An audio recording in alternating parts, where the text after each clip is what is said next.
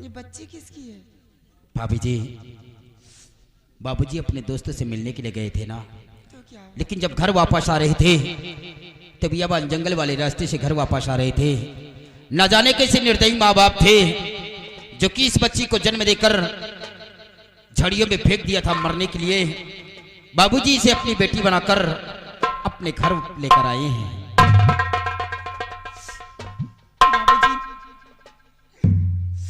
बाबूजी ने बहुत अच्छा किया है। मुझे तो बहुत बड़ी खुशी की बात है कि मेरे पास मेरे बाबूजी हैं, मेरे पास मेरी माँ है, मेरे पास मेरे देवर जी हैं। सब लोग तो हैं, लेकिन मेरे पास कोई ननद नहीं थी। भगवान ने आज वो भी मेरी ख्वाहिश पूरी कर दी। बाबूजी और माँ सभी लोग चल करके भोजन करने। हाँ चलिए भाभी जी, क्योंकि बाबूजी भी सफर तय कर करके आए, इन्हें भी भूख लगी होगी। चलो ले चलो बाबूजी।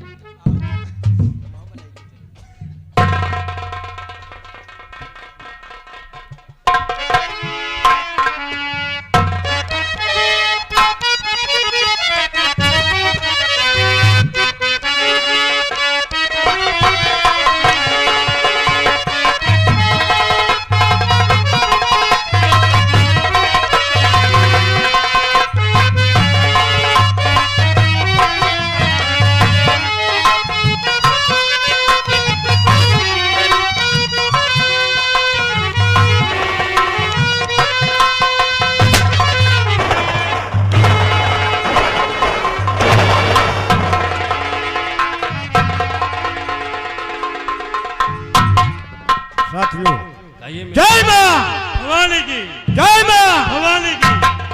अब न सदा काली सिंह का आने का इंतजार किया जाए। क्यों नहीं, आइए।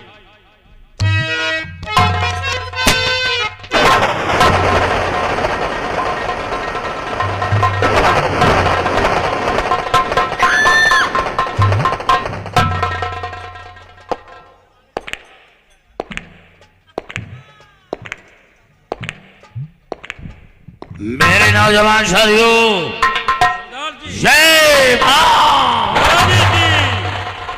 साथियों, आज तुम लोगों से मैं अपनी जीवनी कथा बताना चाहता हूं कि मैं क्या था और आज क्या बना हूं। मेरे पिता का नाम रणधीर सिंह था और हमारे ही गांव का जमींदार लाखन सिंह था।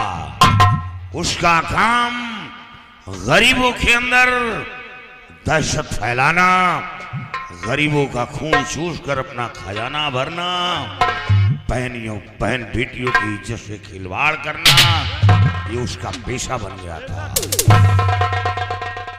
अचानक एक दिन एक गरीब किसान की बेटी को हवेली में बुलवाया और उसकी इज्जत को लूट लिया। लूटने के बाद हवेली से भगा दिया। वो लड़की शर्म से आत्महत्या कर लिया। यह बात मेरे पिताजी को बुरा लगा। लाखन सिंह के खिलाफ आवाज उठाया, लेकिन वो बहुत बड़ा जमींदार था। उसी लड़की के खून के इल्जाम में मेरे पिताजी को जेल भेजवा दिया। पिताजी को जेल हो गई और जब जेल से बाहर आए और गांव पहुंचे तो गांव के लोग तरह तरह की बातें करने लगे, खूनी पापी हत्यारा कहने लगे। ये बात मेरे पिताजी को बर्दाश्त न हुआ। मेरी मां को साथ दिया और गांव छोड़ दिया। काली पहाड़ी पर एक झोपड़ी बनाकर अपनी जिंदगी बिताने लगे। सौभाग्य की बात पिताजी का इंतकाल हो गया। पिता के मरने का गम मेरी मां को सताने लगा। मेरी मां बीमार पड़ी गई और बीमारी हालत में उसने सारी बातें वो मुझसे बताया। मेरी मां ने सारी बातें बताने के बाद उसने कहा, बेटा तेरा परिवार अभी जिंदा है। तो मां से सवाल किया कि फिर मेरा परिवार इस वक्त कहां है। लेकिन मां के अंदर लाखन सिंह का खौफ था, इसे वो गांव का पता ना बताया और दुनिया से अलविदा कर गई।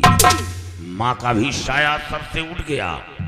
माँ की लाश को उठाकर कफन दफन करने के बाद झोपड़ी में बैठा रो रहा था, तो रात के वक्त बीघड़ का खूंखार डाकू मान सिंह वो झोपड़ी के करीब आया।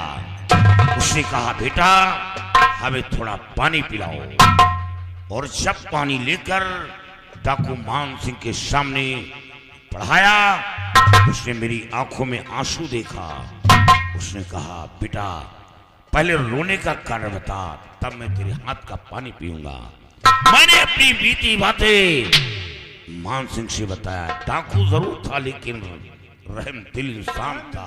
उसने कहा, बेटा घबरा नहीं, जब इंसान की मंजिल समाप्त हो जाती है तो बिगड़ के रात थाम लेता है, वो डाकू की तलाश करता है। मेरे साथ घाटी पर चल। उसी वक्त मान सिंह के साथ घाटी पर पहुंच गया। लेकिन अफसोस की बात, गर्दिश पीछा नहीं छोड़ रही थी। दुश्मनों ने पुलिस से मुखबरी की। सरदार मान सिंह पुलिस के मुठभेड़ में मारे गए।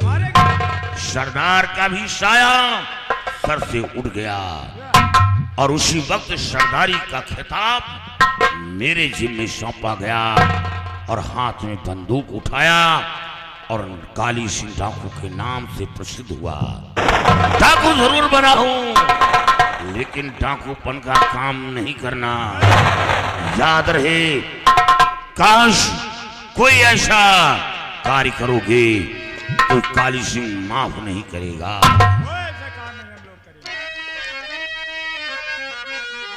मेरे साथियों, गौर से सुनो मेरा फरमान और काली सिंह के नाम को भई ना करना पड़े ना।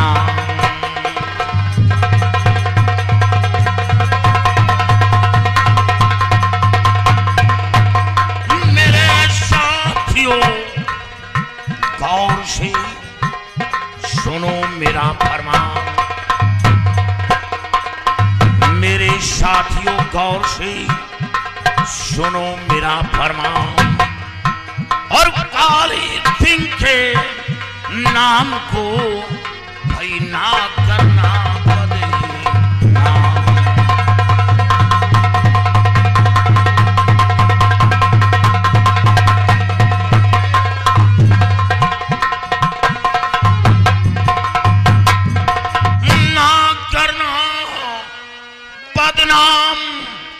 ध्यान बातों पर मेरे देना और दीन गरीबों की सेवा में भई कमी न होने देना।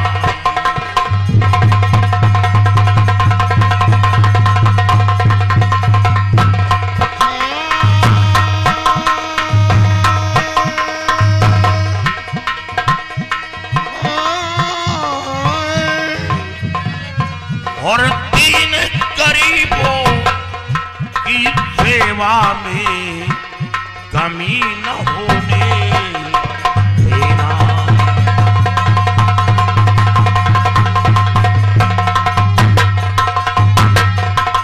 कोई किसी पर जुल्म करे तो फौरन उसे और काली सिंह के नाम को बदनाम न होने देना।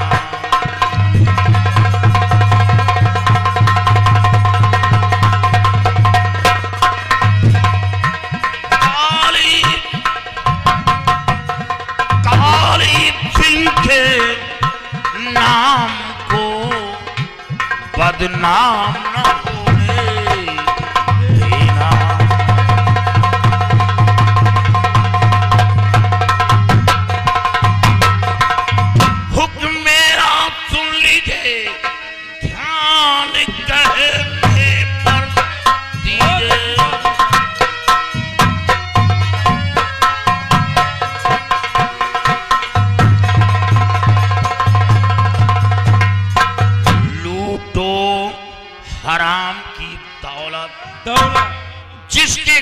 में 10-20 हजार रुपए हो, वो घर मेरी नजर में गरीब का होगा। गरीब का होगा। हमें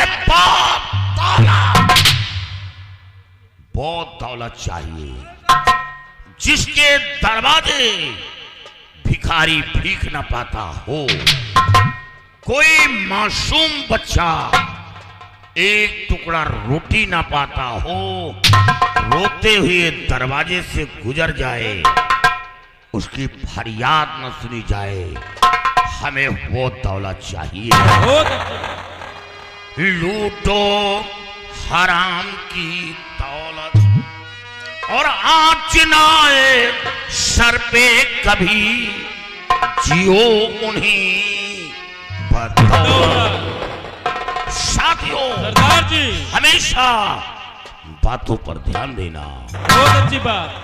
आज हम दक्षिण दिशा चलेंगे। दक्षिण दिशा। हाँ, और ये पता लगाओ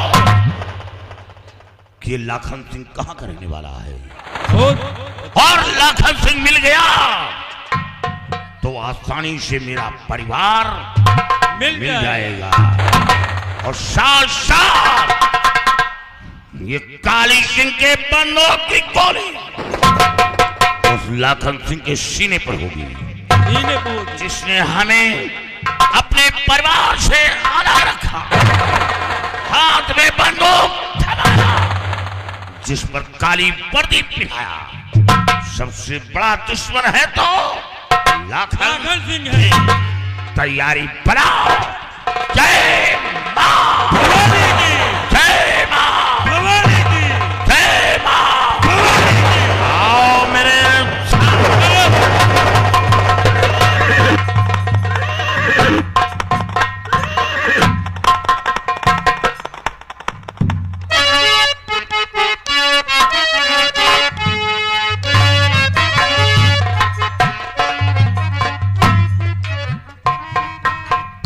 दोस्तों, मैं इसी जूनागढ़ का रहने वाला हूं। हमारा नाम जमींदार सोहन सिंह है। हमारी पत्नी और एक बेटी का जन्म देख करके भगवान को प्यारी हो गई, और इस वक्त हमारी बेटी ममता वो सयानी हो चुकी है। मैं 24 घंटे यही सोचता हूं कि काश अगर कोई अच्छा सा लड़का मिल जाए, हम अपने बेटी के हाथ पीले करके बेटी को ससुराल भेज दूं। बस इसी गम में हमेशा मैं डूबा रहता हूं। शिवाई जी बाबू साहब, ये बताओ कि इस वक्त हमारी प्रजा के क्या समाचार है? बाबू साहब, आपके जूनागढ़ रियासत और प्रजा के समाचार सब ठीक है मालिक के, किसी को किसी चीज की दिक्कत नहीं है। ऐसा ही होना चाहिए। काश अगर कोई भी गरीब मोहताज यतीम अगर हमारी हवेली की तरफ आता है तो वो खाली हाथ वापस जाने ना पाए। जी बाबू साहब।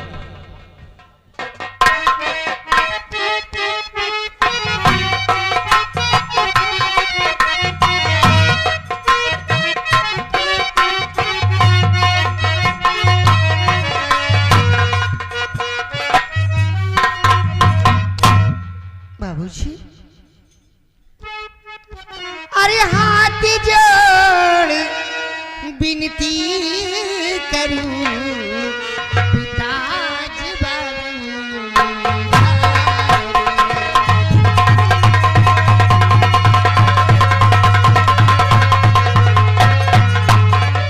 हाथ जोड़ विनती करूं पिताजी और किस गम में हम बीतिया करो साफी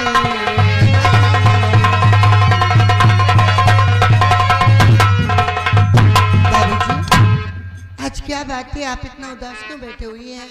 कुछ नहीं बेटी। आपकी तबीयत तो ठीक है? हाँ, तबीयत हमारी बिल्कुल ठीक है। फिर इतना गुमशुदा क्यों बैठे हुए हो? बस बैठे बैठे कुछ बातें सोच रहा था। क्या सोच रहे थे आप?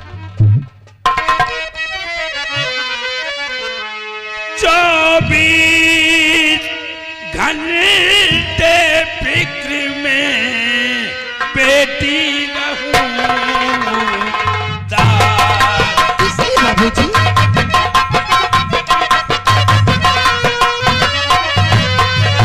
24 घंटे फिक्र में बेटी रहूं दास और बरस 18 की हुई रहो हमारे पास।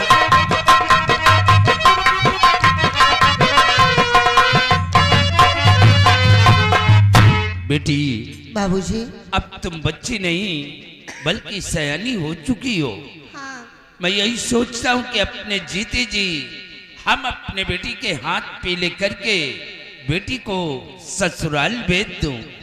बाबूजी कम से कम आपके साल तो पढ़ाई करने दीजिए, उसके बाद आप जो भी फैसला करेंगे मैं उसमें मना नहीं करूंगी। ठीक है बेटी, अगर तुम्हारी यही मर्जी है तो अब की साल और पढ़ाई कर लो, फिर अगले साल हम तुम्हारे शादी के विषय में सोचेंगे। बाबूजी आप कहाँ चले गए थे? आज इतनी लेट में क्यों आए हैं? बेटी